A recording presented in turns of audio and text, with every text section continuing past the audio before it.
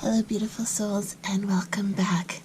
Today I will be opening and reviewing this new oracle deck that I received.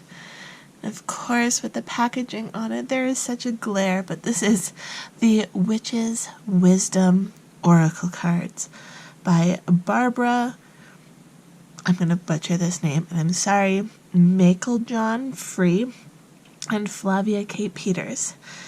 It is illustrated by Richard Crooks. Let's get this plastic off. There we go.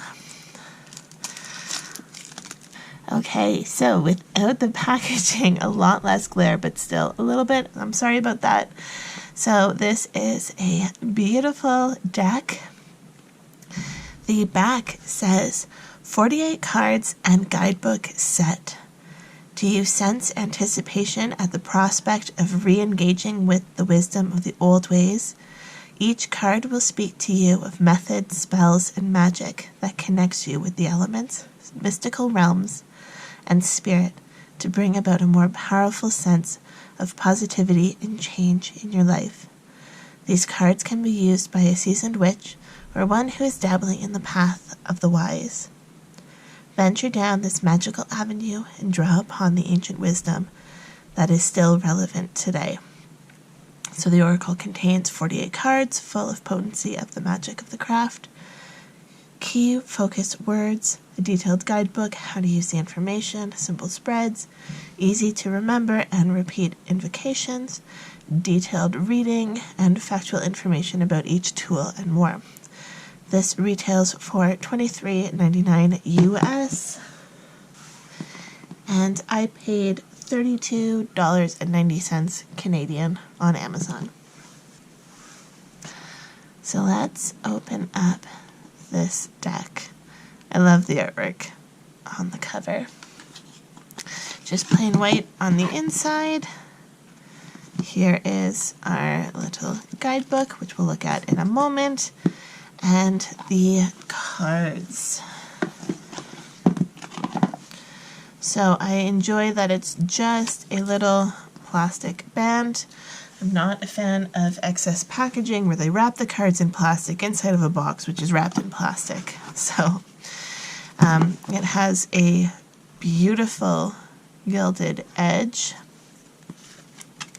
And surprisingly, look at that, the cards are not stuck together at all, which is amazing because these cards are pretty glossy, but they're not sticky at all, which if you've seen any of my past unboxing, my reviews, I am not the biggest fan of sticky cards, but these are not sticky at all, which is wonderful.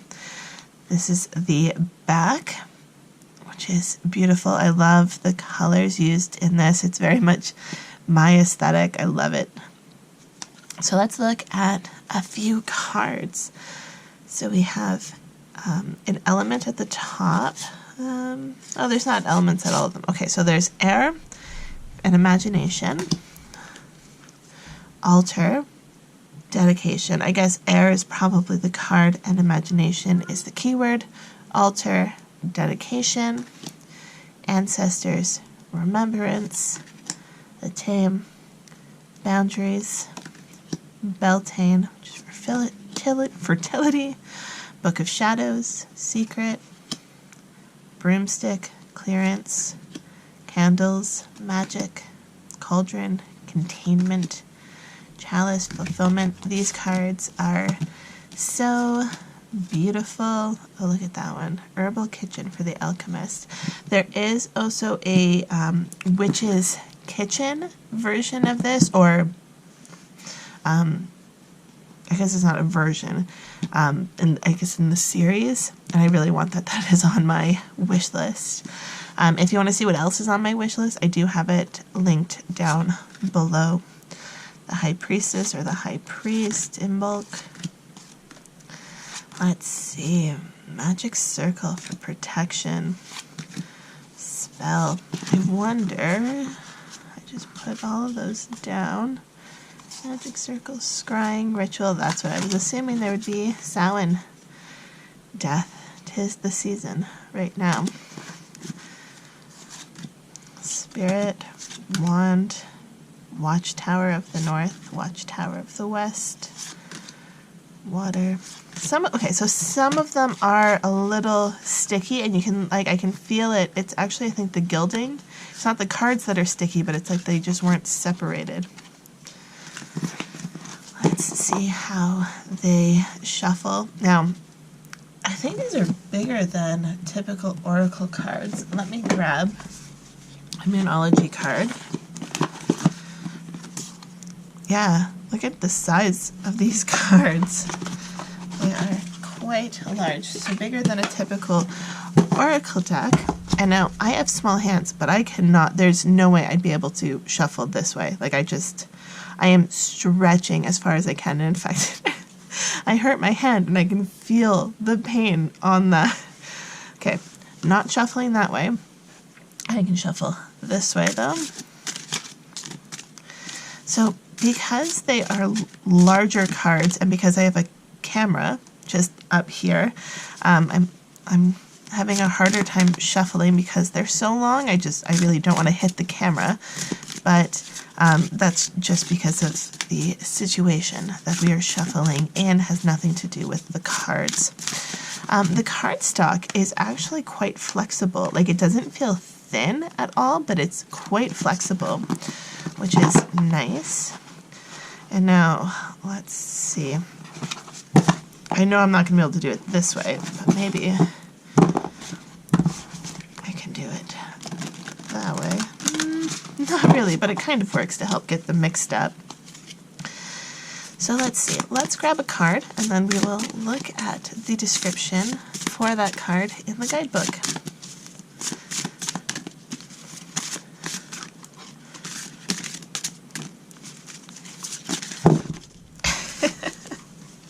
Let's go with the one that's right on top.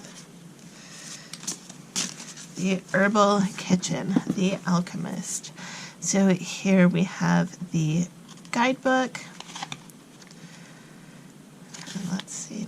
So it has all of them in the beginning. So Herbal Kitchen is page 46. Let's see, what else do we have? We have card messages, and then we have books, acknowledgement about the author.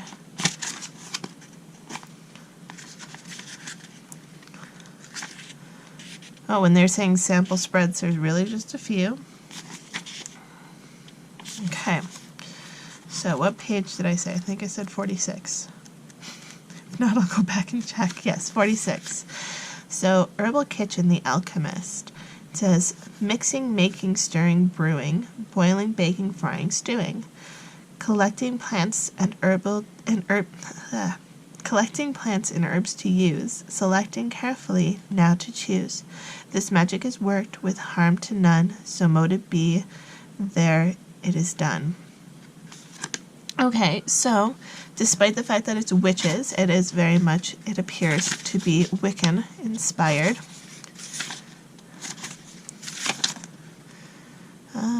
Does it mention Wicca?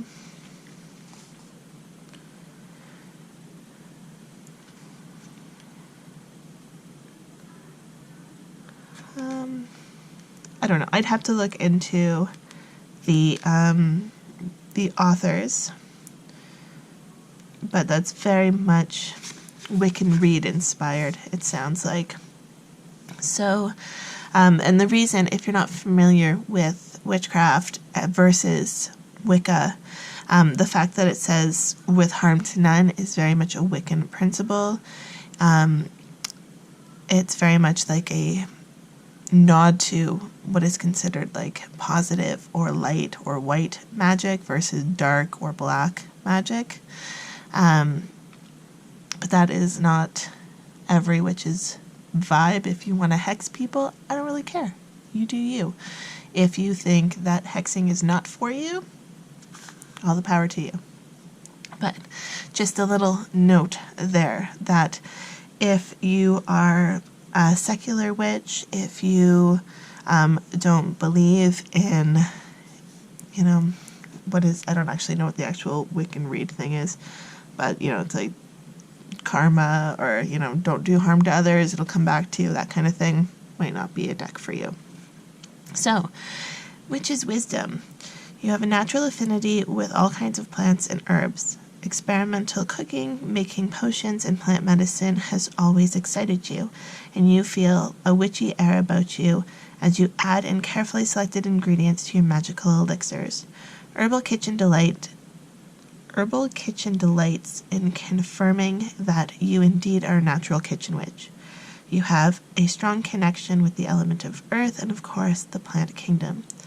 You are being called to step up and take your alchemistical abilities to the next level. Draw on your inner wisdom to work with plants and herbs to assist you in your spell work. Look into making alternative or natural remedies and healing sprays, as well as delicious meals that you can tempt your family and friends with. The kitchen is where you belong and feel most at home. Time to cook up a storm. Which is foresight. Your ability to work with plants and herbs hails from a past life. Invest in studying plants. Your body may be given the signals to eat a plant-based diet. Check with your doctor first. Write a book of natural remedies for ailments. Pursue your dream to cook. Herbal kitchen revealed. Since ancient times, herbs have been used as potions, elixirs, infusions, tinctures, and poultices. Drawings on cave walls depict our ancestors using herbs, from sacred woodlands to your herbal garden. The spirit of the plants hold earth and elemental magic. Each plant teacher, when asked, will assist you in your magical work. Okay, now I wonder, did they have a difference between what those things were versus like the Witch's Wisdom, Witch's Foresight? Or are they all just involved in the same? It looks like they are all just a part.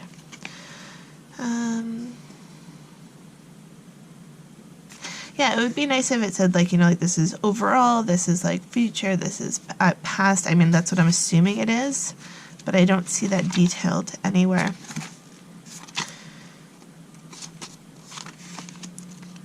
I might be missing it, but I mean, they're beautiful cards. I love that message. Cards are now shuffled.